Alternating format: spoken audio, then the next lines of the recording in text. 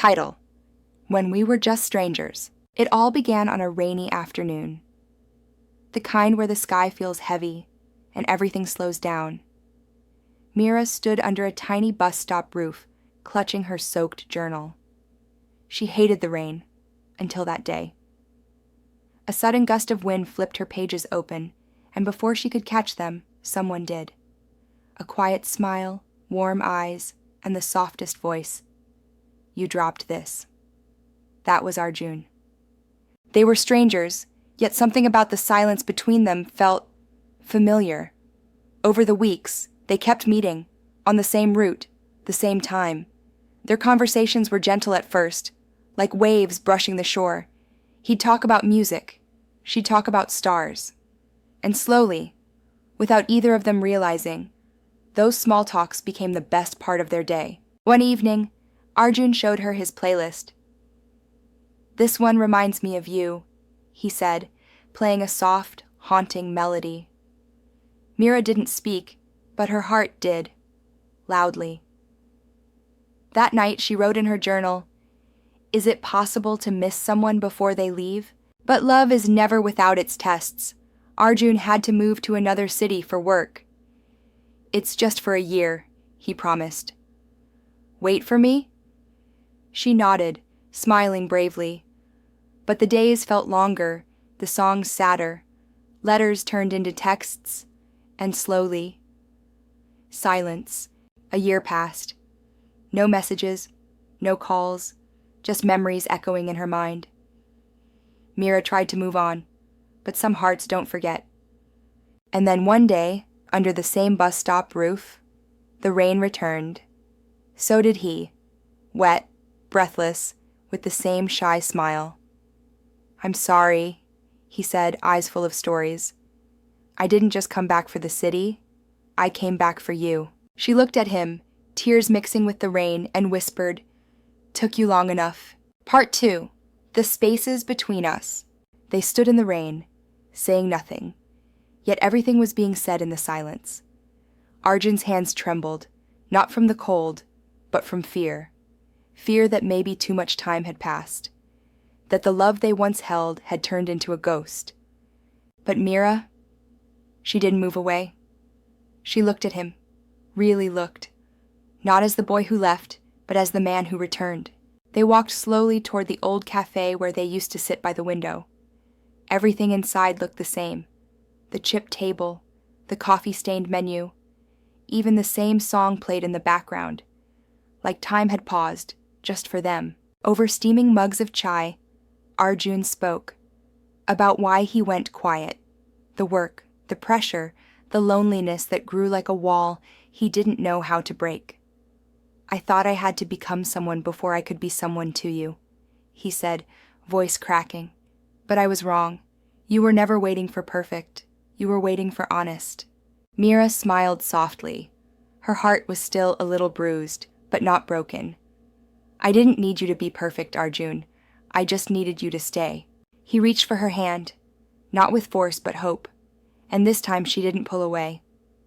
Outside, the rain finally stopped. The sky cleared just enough to let the light back in. Sometimes, love doesn't come in grand gestures or perfect timing.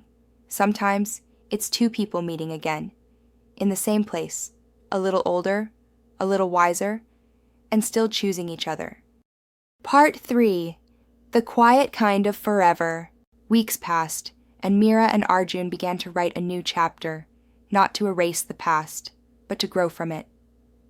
This time, they moved slowly, like someone walking barefoot on soft ground, careful not to disturb the peace they had found. They learned to be present, to enjoy the morning coffees without rushing, to laugh over old photos, to sit in silence without needing to fill it. Love didn't feel like fire anymore. It felt like warmth, like sunlight coming through a window you forgot was open. One Sunday morning, as they sat on her balcony watching birds hop across rooftops, Arjun looked over and said, "I used to think love had to be loud. Big surprises, grand promises, but this—" He paused, brushing her hair back gently. "This quiet, it's the most honest thing I've ever known." Mira smiled, her fingers laced with his. Loud love fades, but love like this, it stays. They didn't talk about forever. They didn't need to. Every shared look, every small kindness, every quiet evening was proof that they had already found it.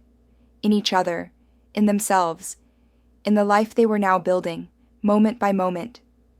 Sometimes love doesn't shout, sometimes it whispers, and when you're really lucky, it stays. Part 4. Even after the storm. 3 years later, the little apartment was filled with soft light, stacks of books, and the quiet sound of a guitar, the same one Arjun used to play when they first met. Life had settled into a rhythm. Not perfect, not without bumps, but real. Meera now worked at a publishing house, and Arjun had started teaching music to kids. They had built a life not of luxury, but of laughter and love, filled with inside jokes, shared grocery lists, and late-night talks about everything and nothing.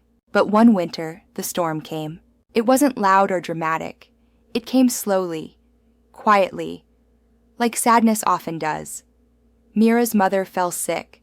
Hospital visits became daily, sleep became rare, and smiles became fewer. Meera began to drift, not away from Arjun, but into herself. Arjun noticed, of course. The way her eyes no longer sparkled when he told a joke. The way she'd hold his hand, but her fingers felt cold. He didn't try to fix it. Not right away. He just stayed. Through the silences. Through the tired tears. Through the days when she didn't speak at all. One night, she broke down, her voice barely a whisper. "I'm scared. I don't know how to be okay again." He pulled her close, heartbreaking and healing all at once. "Then let me carry the okay for a while. You don't have to be strong every day." It wasn't poetic, it wasn't perfect, but it was love. Months passed. Her mother got better. The sun returned slowly. So did Meera's smile. This time, quieter, wiser. And one morning, as she poured coffee into 2 chipped mugs, she looked at Arjun and said, "Thank you for staying, even when I didn't know how to ask you to." He kissed her forehead, smiled, and replied, "That's what love is, Meera. Not just staying when it's easy, but staying when it's hard." Part 5. Home Always. Spring arrived like a quiet song. Warm sunlight, blooming windowsills, and the smell of fresh beginnings in the air. Life had calmed again, not because the storms were gone, but because they had learned how to weather them, together. On a golden Sunday morning, Meera and Arjun visited the old bus stop where it had all started. The paint had faded, but the memories hadn't. He held her hand, smiling like he always did when he had a secret. Then, under that same crooked roof, he pulled out a small velvet box. No crowd, no speeches, just them. "This place gave me the chance to know you, and loving you has been the greatest thing I've ever done," he said. "So, will you keep walking beside me for the rest of our story?" Meera's eyes filled, not with surprise, but with peace. The kind of peace that only comes when your heart is exactly where it belongs.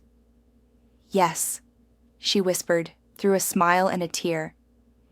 "I've been saying yes to you since that rainy day." Months later, they stood under a sky full of fairy lights and laughter, surrounded by the people who loved them most. There was no fancy venue, just a garden, some music, and 2 souls who had found their way back to each other again and again. Their vows were simple. No promises of a perfect life, just the promise to keep choosing each other through sunshine and storms. And they did. For years to come, Meera and Arjun built a life full of tiny, beautiful moments. Handwritten notes, weekend walks, sleepy hugs, and quiet coffee mornings. A love not made of fireworks, but of steady flame. And in the end, they didn't just live happily ever after. They lived deeply, honestly, completely. Because real love doesn't end, it becomes home.